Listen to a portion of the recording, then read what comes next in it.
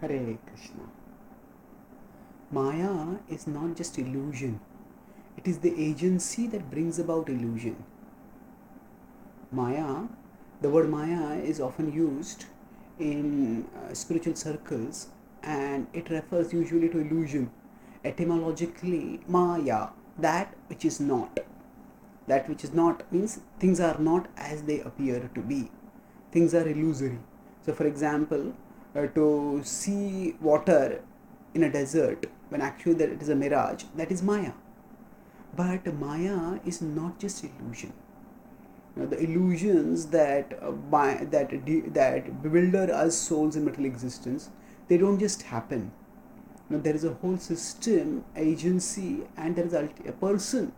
There is the agent who brings about that illusion. So Maya refers to that agency.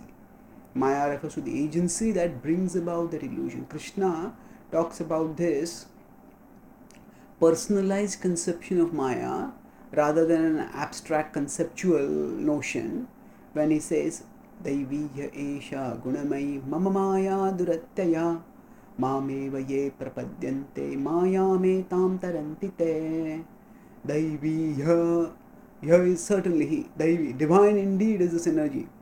Esha Gunamai is made of the three modes. And who is he talking about? This divine and made divine thing made of the modes. He says Mama Maya Durattaya, it is my Maya. And it is Durattaya, it is very difficult to overcome. And then how is it to be overcome? Mameva Ye Prapadyante, one who surrenders to me. Maya metam tarantite. Such a person will go beyond Maya. So now here, when Krishna is talking about Maya, he's not just talking about his illusion. He's talking about his energy, which brings about this illusion. It is made of three modes. It is formidable, and it is divine. Krishna calls it divine in the sense that it is his energy. We should not think of Maya as evil or demoniac or anything like that. No, Maya is Krishna's energy, and she is there to take us souls towards Krishna by giving us experience of the futility of everything other than Krishna. Just as a teacher, while giving an exam with a multiple choice paper, that teacher doesn't just by chance put some wrong alternatives. In an exam there are wrong alternatives, but those wrong alternatives don't just appear by chance. They are thought through by a teacher to test the understanding of the student. And by rejecting the wrong alternatives and choosing the wrong alternatives, the student gets promoted. Similarly, by rejecting the wrong alternatives which are presented by Maya and by choosing the right alternative, which is given by Krishna, we move towards him. So Maya is divine in the sense that she is the agency of the divine, she is the energy of the divine, and her purpose is not to fail us, it is to promote us by testing us. And we understand this purpose of Maya, then when we think of Maya only as illusion, then multiple things can happen. We may think that, oh, I myself will be intelligent enough and I will not fall into illusion.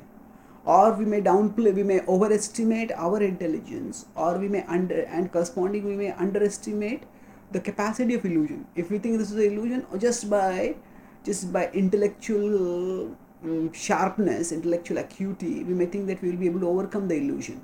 Just as we suppose we see a mirage, then we remind ourselves, there's no water there, there's no water there, there's no water there. Then we will intellectually act. But Maya is not just like that. There is a whole agency which is causing the illusion. And when you understand this personalized conception of Maya as the energy of Krishna, then just as if the student has to choose an alternative to go ahead, and the student can't just reject the wrong alternatives, they're wrong. Student, to get marks, the point of the exam is not just to reject the wrong alternatives as wrong. The point of the exam of the multiple choice question is to select the right alternative so that the student can get marks and move forwards.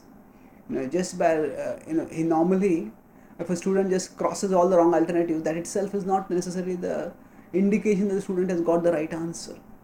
So similarly, we need to recognize that for us it is not just enough to overcome illusion. It is for us to go to Krishna.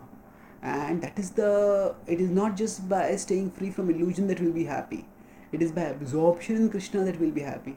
And of course, that is the best way to overcome illusion also. But when we see Maya only as illusion, we may rely on our intellectual prowess to try to overcome illusion. Even if we temporarily succeed, that will not give us satisfaction, because the heart longs for love. And for love, we need to direct our heart towards Krishna. And that's why the second part of the verse is important. Mame vaye prapadyante maya me tam tarantite. Mame vaye prapadyante. Those who surrender to me, maya me tam tarantite, they go beyond this material existence. So in this way, when we surrender to Krishna, when we see him as the supreme being, as the all attractive supreme being, and we surrender to him, we attain life's supreme perfection. Thank you. Hare Krishna.